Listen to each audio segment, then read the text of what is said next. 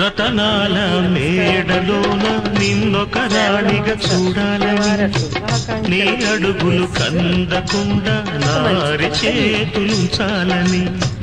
రతనాల మేడలోన నిన్నొక రాణిగా చూడాలని, నీ అడుగులు కందకుండా నారి చేతులుంచాలని ఎంతగా అనుకున్నాను.